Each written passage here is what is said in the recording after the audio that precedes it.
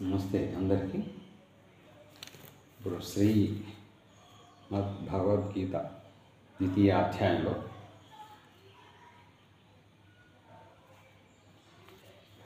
26వ శ్లోకం నుంచి చూద్దాం.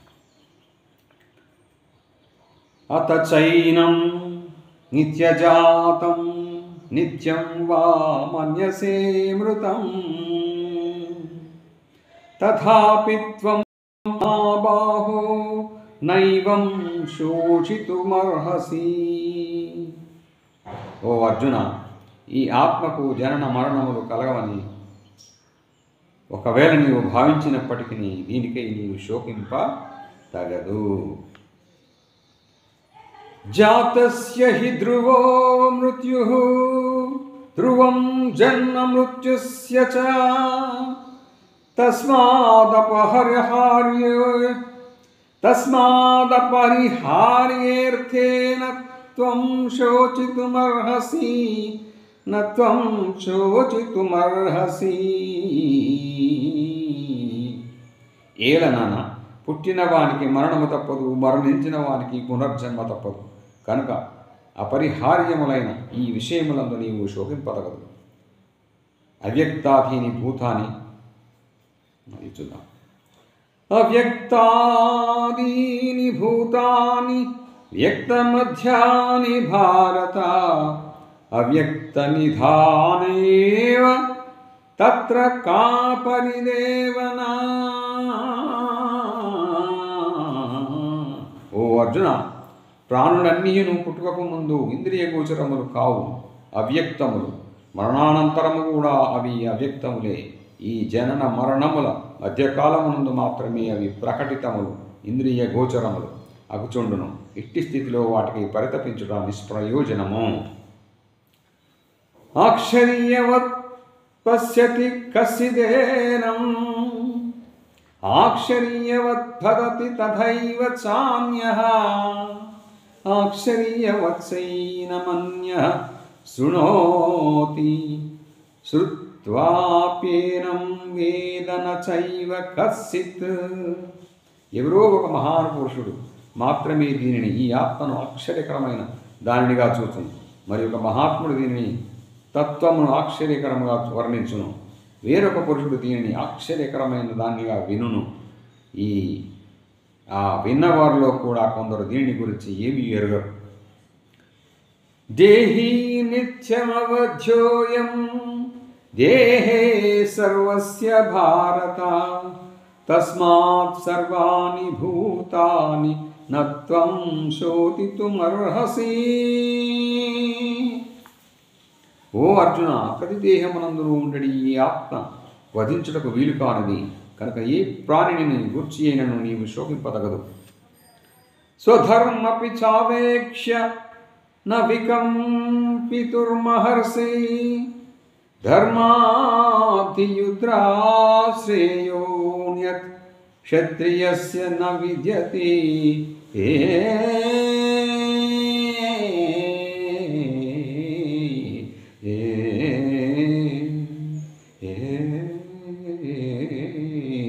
అంతేగాక స్వధర్మమును బట్టి నీవు భయపడనక్కరలేదు.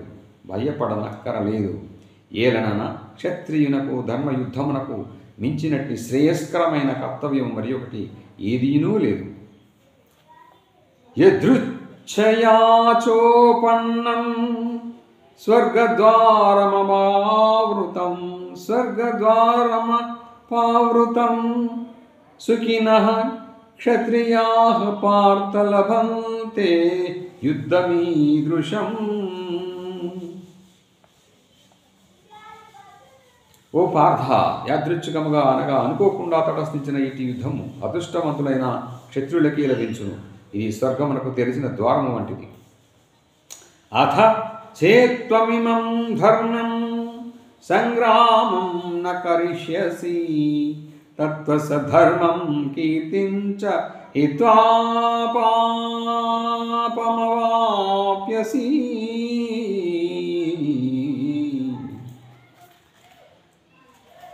ఏ యుద్ధము నీకు ధర్మబద్ధము, ఒకవేళ నీవు దీనిని ఆచరింపకున్నచో నీ స్వధర్మము నుండి పారిపోయిన వాడు అగుడు. అగుదువు. దాని వలన కీర్తిని కోల్పోదువు. పైగా నీ పాపము చేసిన వాడవుదువు. నీవు పాపము చేసిన వాడవుదువు. అకీర్తిం చాపి భూతాని కథయిష్యంతి తే వ్యయాం సంభావితస్య చాకర్తి మరణాదతి చిరిచ్యతే.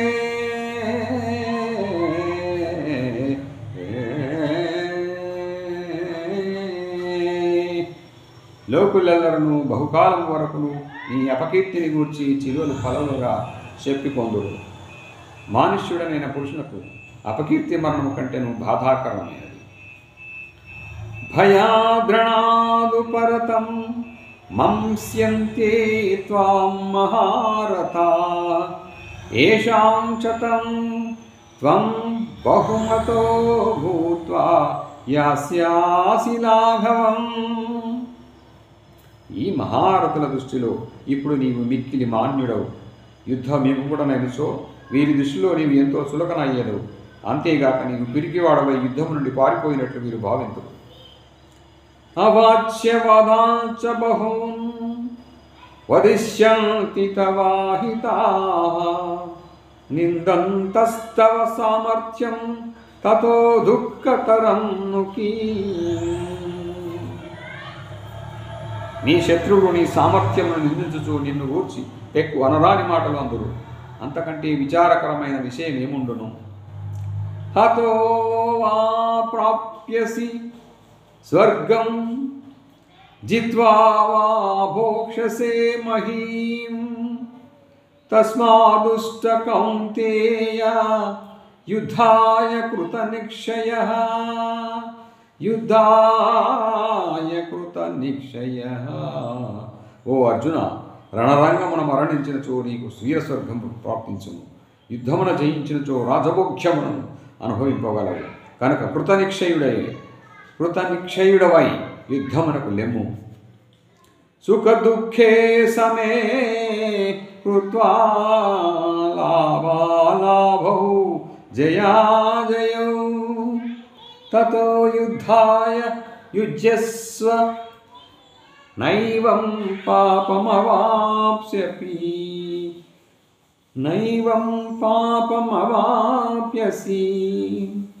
జయాపజయములను లాభనష్టములను సుఖదుఖములను సమానముగా భావించి యుద్ధ సన్నద్ధుడవు కమ్ము. అప్పుడు నీకు పాపములు అంటనే అంటవు. ఏషా తే విహితా సాంఖ్యే బుద్ధిర్యోగేతి మాం శృణు బుద్ధ్యా యుక్తో యయా పార్థ కర్మబంధం ప్రహాస్యసి. ఓ పార్థ, ఈ సమత్వ బుద్ధిని ఇంతవరకును జ్ఞానయోగ దృష్టితో తెలిపితిని. ఇప్పుడు దానిని కర్మయోగ దృక్పథంతో వివరించదు. విను. దానిని ఆకలింపు చేసుకుని ఆచరించినచో కర్మబంధముల నుండి నీవు ముక్తుడవయ్యదవు. నేహాభిక్రమనాశోస్తి ప్రత్యవాయో న విద్యతే స్వల్పమప్యస్య ధర్మస్య యాత్రాయతే మహతో భయాత్. ఈ నిష్కామ కర్మయోగమును ప్రారంభించినచో దీనిని ఎన్నటికీ బీజనాశము లేవు. దీనిని విపరీత ఫలితములే ఉండవు. పైగా ఈ నిష్కామ కర్మయోగమును ఏ కొంచెం సాధన చేసినను అది జన్మ మృత్యురూప మహాభయం నుండి కాపాడును. వ్యవసాయాత్మికా బుద్ధి ఏకేహ కురునందన బహుశాఖాహ్యనంతాక్ష బుద్ధయో వ్యవసాయినాం. ఓ అర్జున, ఈ నిష్కామ కర్మయోగమునందు నిక్షయాత్మక బుద్ధి ఒకటియే ఉండును. కానీ భోగాసక్తులైన వివేకహీనుల బుద్ధులు చంచలములై ఒక దారి తిన్ను లేక కోరికల వెంట నలువైపులా పరుగులు తీర్చు అనంతములుగా ఉండును. యామిమాం పుష్పితాం వాచం ప్రబంధంత్య విపక్షితః వేదవాదరతాః పార్థ నాన్యదస్తితి వాదినః కామాత్మాన స్వర్గపరాజన్న కర్మ ఫలప్రదాం క్రియా విశేష బహుళాం భోగైశ్వర్యగతిం ప్రతి భోగైశ్వర్య ప్రసక్తానాం తయాపహృతచేతసాం వ్యవసాయాత్మికా బుద్ధి సమాధౌ న విధీయతే. ఓ అర్జున, వివేకహీనములైన జనులు ప్రాపంచిక భోగములయందే తల మునుకలయ్యుందురు. వారు కర్మ ఫలములను ప్రశంసించు వేదవాక్యముల యొక్క బాహ్యార్థములయందే ప్రీతి వహింతురు. వాటి అంతరార్థముల జోలికే పోరు. స్వర్గమునకు మించిన దేదీయులు లేదేనియు అదే పరమ ప్రాప్యమనియు భావింతురు. క్షణికములైన ప్రాపంచిక భోగేశ్వర్యములందరి ఆసక్తితో వివిధ సకామ కర్మలను ప్రోత్సహించుచు ప్రీతిని కూర్చు ఇచ్చకపు పలుకులు పలికెదరు. ఆ ఇచ్చకపు మాటల రుచులలో పడిన భోగీశ్వరాసక్తులైన అజ్ఞాన బుద్ధులు భగవంతుడు లక్ష్యంగా గల సమాధి యందు స్థిరంగా ఉండవు.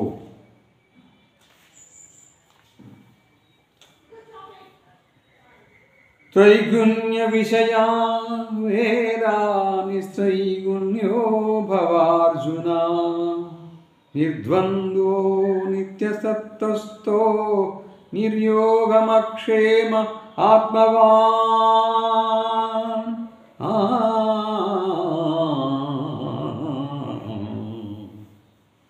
ఓ అర్జున, వేదములు సత్వరజస్తమో గుణముల కార్యరూపములైన సమస్త భోగములను గూర్చి వాటిని పొందుటకై చేయవలసిన సాధనల గూర్చి ప్రతిపాదించును. నీవు ఆ భోగముల ఎడలను వాటి సాధనల యందును ఆసక్తిని త్యజింపు. హర్ష కోశాది ద్వంద్వములకు అతీతుడవు కాము. నిత్యుడైన పరమాత్మ ఎందే చిత్తుడవు కాము. ఈ యోగక్షేమముల కొరకై ఆరాటపడవద్దు. అంతఃకరణమును వశము నందుంచుకొనుము. This 45 over.